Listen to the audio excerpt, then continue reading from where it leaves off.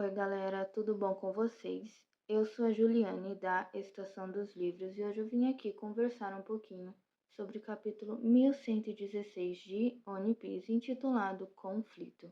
Bom, esse capítulo ele trouxe algumas revelações para a gente. Na verdade, foram mais confirmações do que revelações, né? E também com esse capítulo eu, pelo menos, fiz mais questionamentos. Esse capítulo foi muito bom, eu gostei demais dele. Talvez a única coisa que talvez eu não tenha gostado muito seja a montagem dele mais para o final, nas últimas páginas, do Vegapunk estando lá falando sobre o rei dos piratas, saber sobre o século perdido, tudo sobre o que aconteceu nesse período. Aí depois quebra essa fala e com a York descobrindo onde que está o Dendemushi de transmissão e depois volta de novo pro Vegapunk falando sobre o rei dos piratas não ter feito nada. Essa quebra de fala me incomodou um pouco, de verdade, assim, tipo, porque parecia que aquela página do gigante mecânico já daria um final, aí depois quebra pra vir a página do Rayleigh meio saudoso ali, meio na bad, meio depressivo. Eu, lógico, eu não sou mangaka, não sou editora, não sou nada, então, tipo, a forma como está montado talvez seja a melhor de fato, né? Mas de fato me incomodou um pouquinho.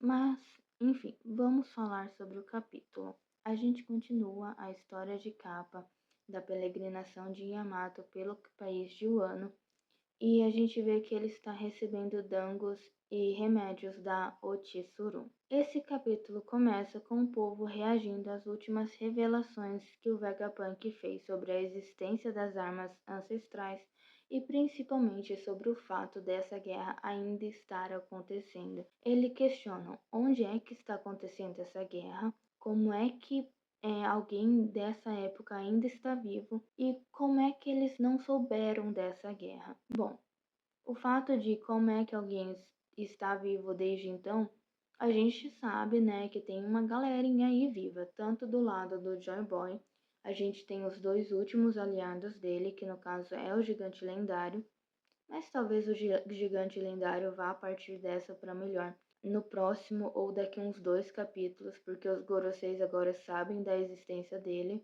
E temos o Zunisha também, então o Zunisha provavelmente é o aliado de Joy Boy que durou por mais tempo ali no mundo de One Piece. E do lado do governo mundial, a gente tem os 5 Goroseis, que provavelmente eles estão vivos desde a época do Joy Boy, desde o século perdido, e também temos Imu-sama, né, que é o rei ali, ou a rainha do mundo. Gente, eu estou falando um pouco baixo, não sei se esse som vai sair baixo no vídeo, mas é porque são 10 horas da noite e eu tô com medo de acordar a galera aqui de casa, então se ficar um pouquinho baixo, relevem, me desculpem. E sobre a questão de onde é que essa guerra está acontecendo, eu poderia dizer que eu acho que na verdade ela não está acontecendo porque talvez esteja meio que em hiato, sabe? Tipo, deu uma pausa. Como que fala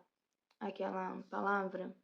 Armistício que fala. Então, provavelmente é isso que está acontecendo, mas também eu acho que a gente pode levar para outros tipos de interpretações. Por exemplo, talvez a guerra ainda está acontecendo porque os Goroseis e essa forma de governo que veio com o governo mundial ainda existe. Opressão que os Tenryubitos faz, o fato de essa desigualdade social enorme que existe entre os dragões celestiais e o resto do povo, o fato de eles poderem fazer de tudo, não importando o que aconteça, o fato de eles ser extremamente protegidos de qualquer ação feita contra eles, gere a morte de alguém que vá ali contra eles, né? O fato de o governo mundial, o fato dos Tenryubitos ainda existirem, significa provavelmente é que essa guerra não acabou, pelo menos para o lado da galerinha que a gente considera do bem, que é a galerinha ali de Joy Boys, Vegapunk e toda essa galera aí, os Revolucionários e tudo mais. Mas também pro lado dos Goroseis, a guerra pode não ter acabado Primeiro porque a todo momento eles estão sempre alerta para saber algum indício, algum resquício do século perdido aparece à tona, né, como a fruta do deus Nika, como os pesquisadores ali de Ohara pesquisando sobre o século perdido, quando eles veem que algum elemento daquela época aparece à tona, aí eles vão lá e dão um jeito de eliminar isso. No caso da Gomu Gomu transportando ela para Mary Joyce, só que não deu certo porque o Shanks roubou a fruta.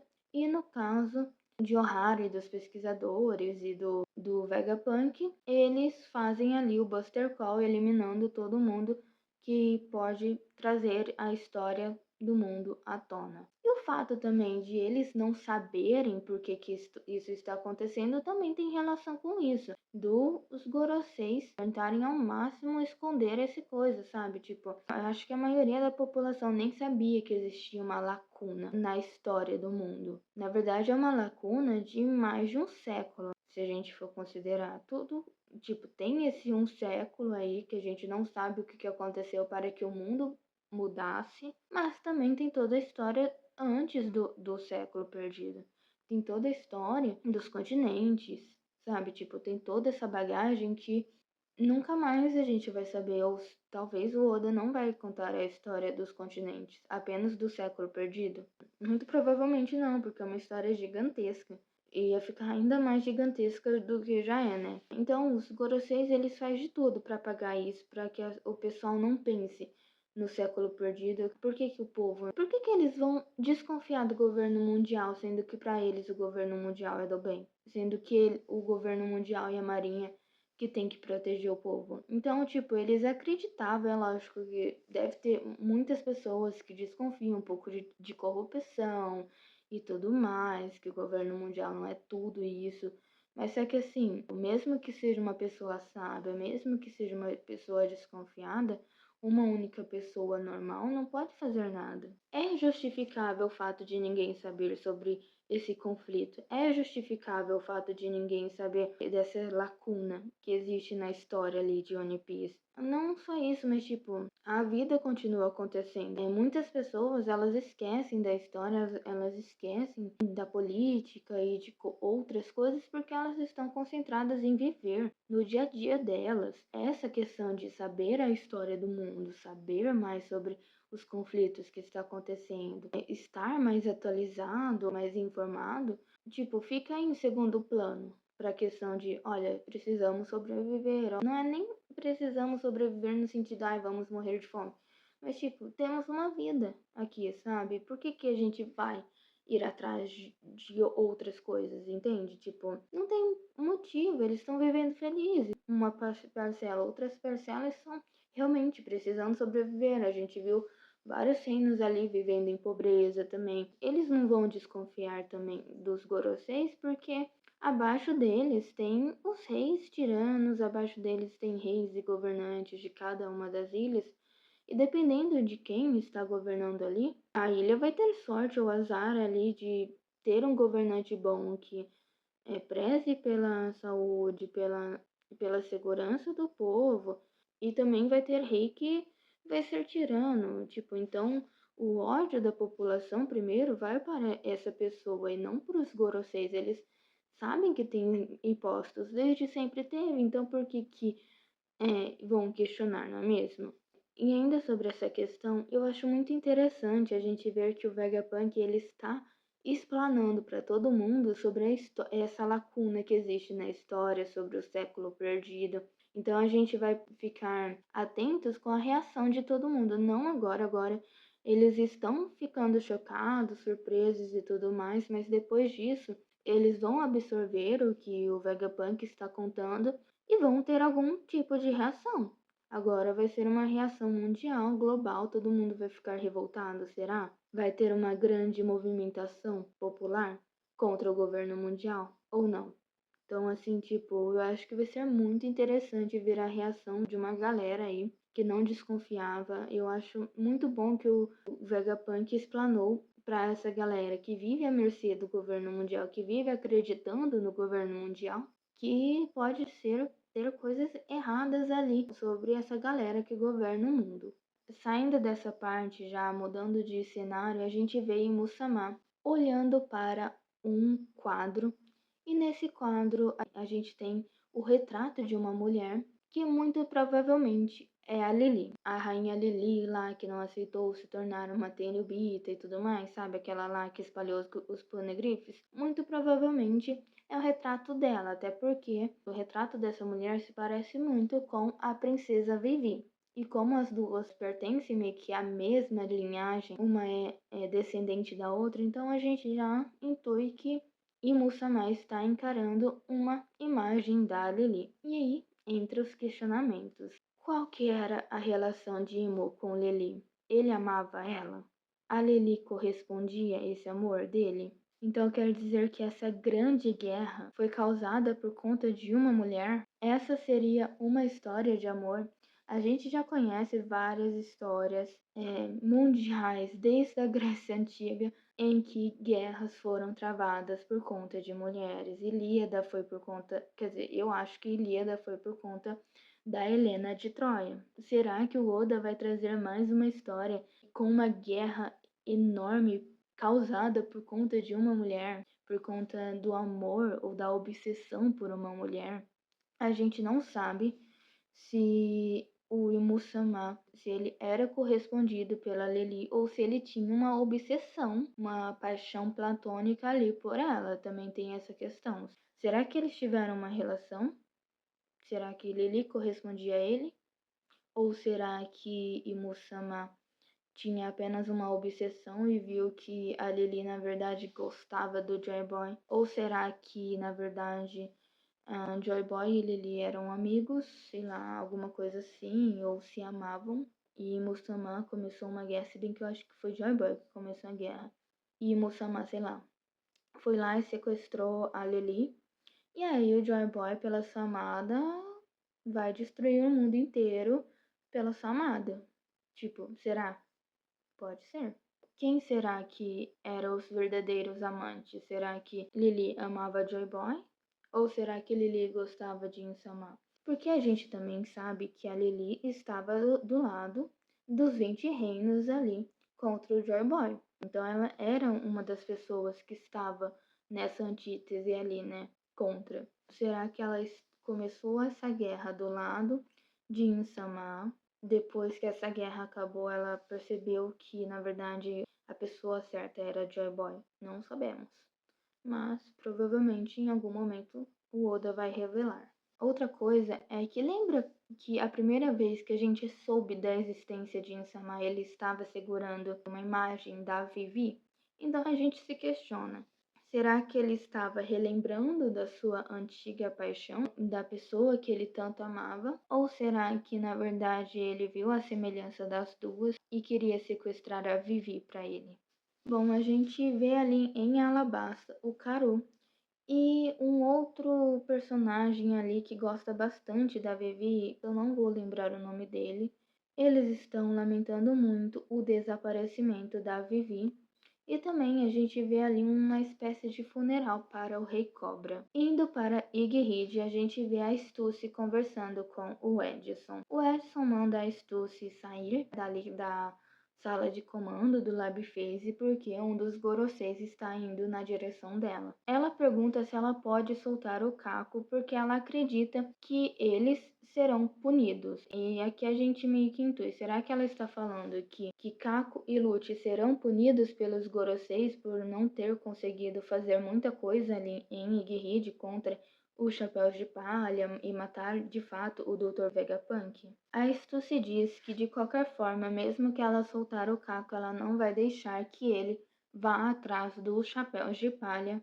E também ela diz que ela sabe qual que vai ser a primeira coisa que o Caco vai fazer quando estiver solto. Será que ele vai atacar ela? Ou será que ele vai atrás do Lute? É engraçado nessa cena porque o Caco tá lá, mó relaxadão, mó de boas e tal.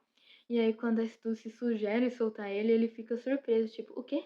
E aí ele fica também com uma expressão meio de confuso, meio que tipo, não tá agradável esse negócio, esse papo da Stussy, sabe? Porque a Stussy ela começa ali meio que contar confidências, fazer algumas declarações um pouco mais pessoais para o Edison sobre o fato de que ela considerava o Caco e o Lute amigos, né? Só que aí, por conta do Edison e também a sua fidelidade ao Vegapunk, ela teve que traí-los. Talvez com essa confidência da Stussy, essa emoção verdadeira vindo dela, talvez ele não ataque ela. E o Edison ele diz que esse conflito da Stussy é o que a torna humana.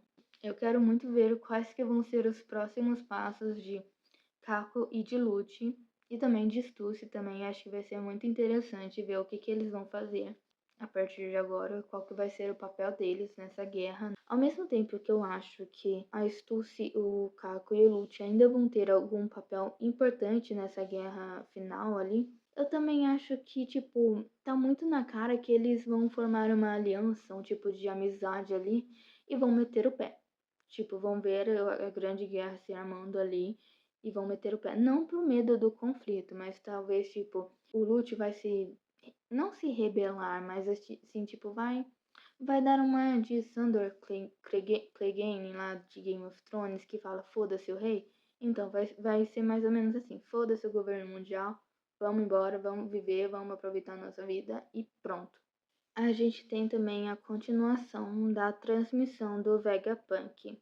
O Vegapunk está falando sobre a Mother Flame, né? Ele fala que queria muito criar uma fonte de energia que fosse a base das indústrias do mundo que está por vir. Do futuro, sabe? Tipo tecnológico e da evolução do mundo avançado que está por vir. Ele diz que essa fonte está inacabada, mas que a Mother Flame, que é o ápice das suas pesquisas, das suas criações, finalmente chegou na fase de aplicação prática.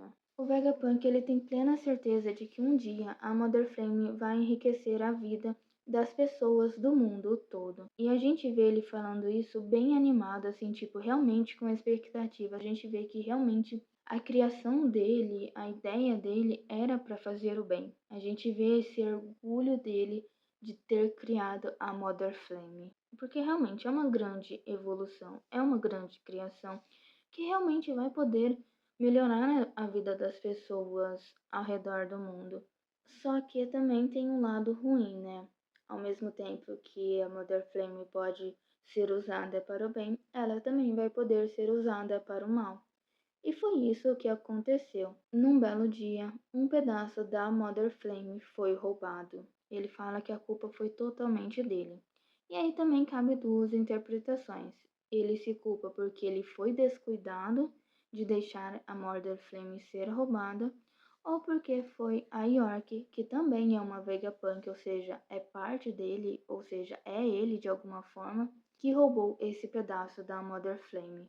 E aí, né, o Vegapunk diz que 2 semanas após a chama ser roubada, o céu do reino de Lulúzia se iluminou violentamente e, de acordo com as notícias, o reino havia desaparecido sem deixar vestígios. Então, a gente vê o povo do reino de Lulúzia que está lá em Kamabaca descobrindo o que fez com que o reino deles desaparecesse. Então eles descobriram que foi uma das armas ancestrais. O Vegapunk conta que não há nada além da Mother Flame que possa gerar tanta energia. Portanto, a chama que ele criou foi usada para ativar uma arma ancestral. Ele não sabe de que lugar o ataque foi feito ou quem o fez. Mas, de qualquer forma, o Vegapunk acabou provando que o desastre que submergiu o mundo uma vez pode acontecer novamente. E aí a gente, por eliminação, já deduz que é a Uranus. A gente sabe que a Plutão está ali em Wano, inclusive a gente vê o Momonosuke mencionando a Plutão, ou seja, agora ele sabe da existência dessa arma que ela está ali no reino que ele governa, né? E a gente sabe que Poseidon é Shirahoshi. Então, por eliminação, Insama está com a Uranus e usou ela para destruir o reino de Lulúzia, ou seja, essa arma também foi utilizada para eliminar ali o reino que existia, aonde agora é Enies Lobby. O Vegapunk, ele pede desculpas, ele realmente ele ajoelha ali, ele implora pedindo perdão pelo que foi feito com o reino de Lulusia e também pelo roubo da Mother Flame. Ele ainda se diz cúmplice e responsável de um ato que ceifou inúmeras vidas. O Vegapunk ainda diz que 3 armas existiram no passado e que Joy Boy estava tentando passá-las para as próximas gerações. O Vegapunk diz que não sabe por que Joy Boy fez isso, né, e questiona se eles já não submergiram o mundo o suficiente. É por isso que o Vegapunk, no começo da transmissão e agora nesse capítulo também, não estabeleceu quem que é bom ou quem que é mal nessa história, porque o Joy Boy usou as armas ancestrais, pelo que tudo tá indicando, tipo, ele que fez com que o mundo afundasse. Então, por isso que não tem como dizer qual que é o lado bom ou qual que é o lado ruim. É lógico que eu acho que o Joy Boy queria manter as armas ancestrais para que elas fossem usadas novamente para acabar com a guerra, só que agora o governo mundial tem a posse de uma arma ancestral. O Barba Negra provavelmente vai ter a outra arma ancestral. E aí, a outra, no caso a Shirahoshi, vai também entrar nesse balanço aí todo, né? Tipo, do lado talvez, tipo, eu acho que vai ter 3 lados ali, cada lado vai usar uma arma ancestral ao seu favor. No caso, o lado dos chapéus de palha, galerinha do bem vai ter a Shirahoshi, e Musamai, governo mundial Uranus, e Barba Negra, Plutão. O Vegapunk ainda diz que o dia em que tudo será revelado virá, mas ele está avisando o povo que quando a hora chegar, vai ser muito próximo do mundo submergir mais uma vez. E agora que começa o shade do Vegapunk para com o bando do Rei dos Piratas. Ele diz que o século perdido está cheio de mistérios, mas que existiram aqueles que souberam de toda a verdade, no caso, o bando do Rei dos Piratas. A gente vê algo interessante, o Akainu questionando o Vegapunk se ele vai mesmo falar tudo, porque faz com que a gente se questione. Então, o Akainu sabe de tudo? O fato de ele se tornar almirante de frota faz com que ele saiba da verdade do mundo? Ou será que é apenas uma expressão de linguagem?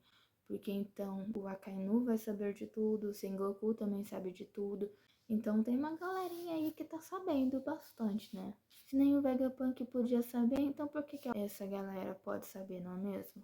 E o Vegapunk então questiona por que o bando do Rei dos Piratas, ao saberem de toda a verdade, simplesmente sumiram, sem contar nada pra ninguém, e por que é que eles não agiram.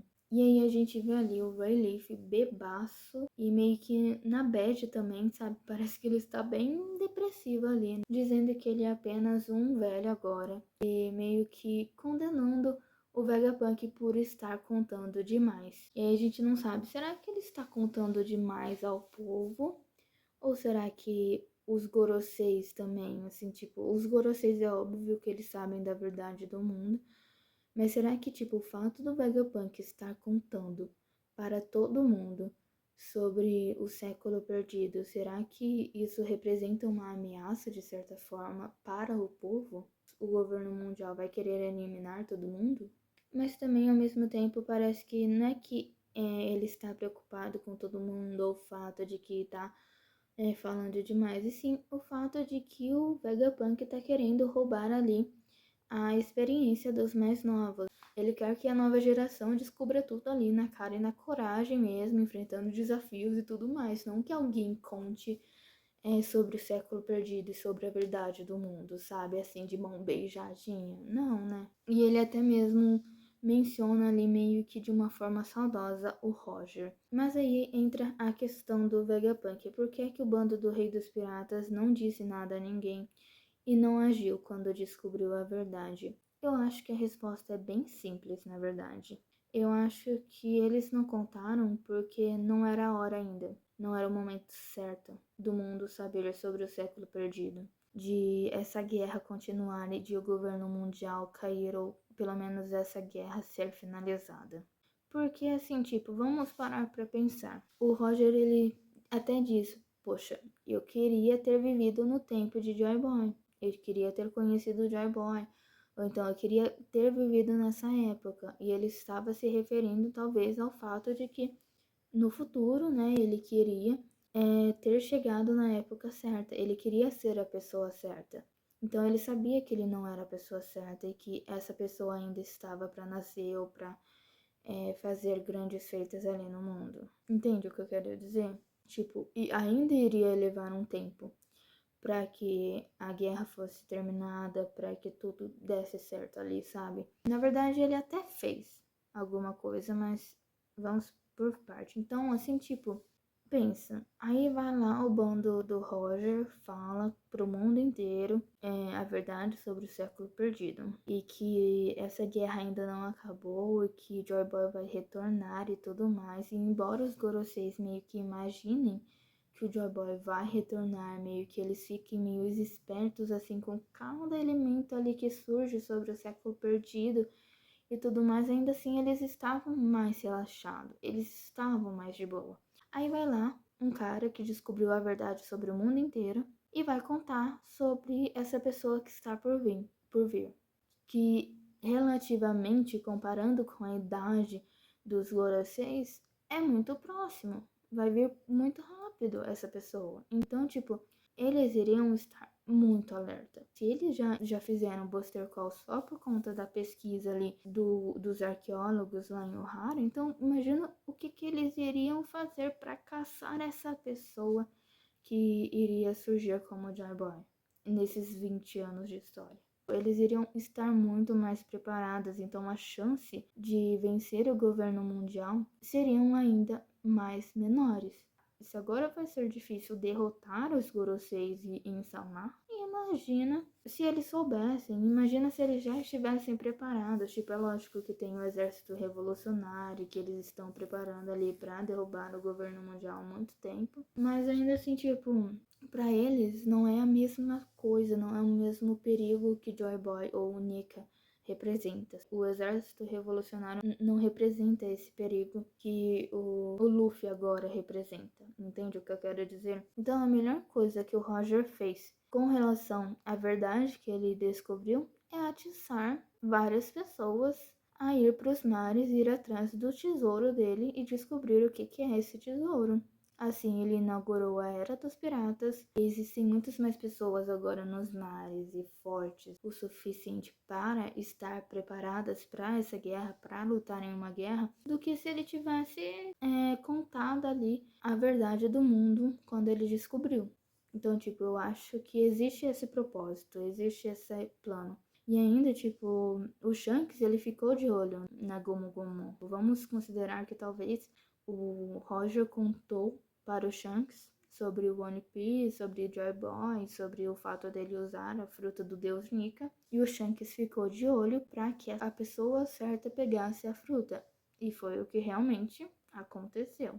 Mas também seria muito interessante ver o que os Yonkos da antiga geração, né, Kaido, Big Mom e Barba Branca, fariam com essa revelação, porque eles eram muito fortes também. Então eu acho que seria muito interessante ver como é que eles agiriam, se eles seriam diferentes do que as pessoas que eles se tornaram, né? Eu acho que também seria interessante. E outra coisa, a gente sabe que o bando do Roger era extremamente forte, mas assim, tipo, e que é realmente o Roger foi morto ali no momento que deu para capturar ele, morreu, assim, sabe? Assim, tipo, foi executado e tudo mais. Só que assim, tipo, não me parece que o governo mundial não fez muita coisa para impedir que o Roger fosse ali atrás do One Piece. Porque agora os Goroseis estão descendo ali na Terra para impedir o Luffy ali. É lógico que o Luffy tem um modo Nika e representa uma ameaça muito maior do que o Rei dos Piratas. Mas assim, tipo, o Rei dos Piratas realmente descobriram a verdade do mundo. Eles tinham uma informação muito importante nas mãos deles, perigosíssima para o governo mundial.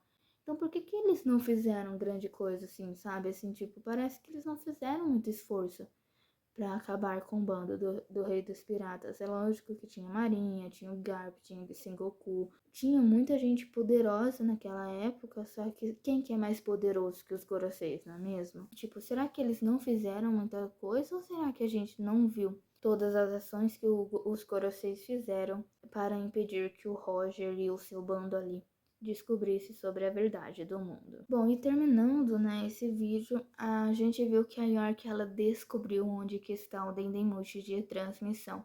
Antes disso, a gente vê o processo dela, né, para fazer essa descoberta, né? Ela questiona como é que o Stella sabia do roubo, porque ela não fez ali a sincronização com o Punk Records para que ela fosse descoberta. Ela ainda questiona quando é que isso aconteceu e se o Vegapunk sabia esse tempo inteiro o que o governo mundial estava fazendo. A gente vê então ela se comunicando ali com os Goroseis, né, dizendo onde que está esse Dendemushi. Primeiro a gente vê ali agentes da Cyberpol sendo engolidos pelo Júpiter. E também a York, ela mais uma vez, ela comenta, ó, eu descobri onde está, até porque eu também sou uma Vegapunk, ó, eu sou importante, eu sou inteligente também, não me matem. Toda vez que ela reafirma isso, é para que eles não, não descartem ela, não matem ela quando verem que ela é meio inútil. E então ela diz, né, aos Goroseis que o Dendemushi está no Gigante de Ferro e que nada pode destruir esse ser, né? Então, agora os Goroseis vão saber do Gigante de Ferro, muito provavelmente o Gigante de Ferro vai morrer logo logo, e o Dendemushi está nele, né? Qual será que vai ser a última mensagem do Vegapunk antes do Gigante de Ferro ser destruído? Eu acho que vai ser alguma coisa relacionada ao Luffy do Chapéu de Palha. Tipo, ele vai falar assim, que Joy Boy, ele tinha a fruta que parecia com Deus Nika, e agora a gente viu mais uma pessoa ali usando a fruta do Deus Nika, tendo um corpo parecido com Deus Nika, e essa pessoa é Luffy do Chapéu de Palha. Eu acho que vai ser mais ou menos assim o final dessa transmissão dele e depois ela vai ser cortada ali, antes de ele revelar mais alguma coisa importante. Então é isso, gente. Eu espero que vocês tenham gostado desse vídeo. Se vocês gostaram desse vídeo, se inscrevam aqui neste canal, curtam esse vídeo, comentem nele. Falem aí o que vocês acharam desse capítulo, quais que são as suas teorias. E compartilhem esse vídeo com seus amigos, porque assim é uma forma de o meu canal crescer cada vez mais. Então é isso, gente. Até a próxima e até mais.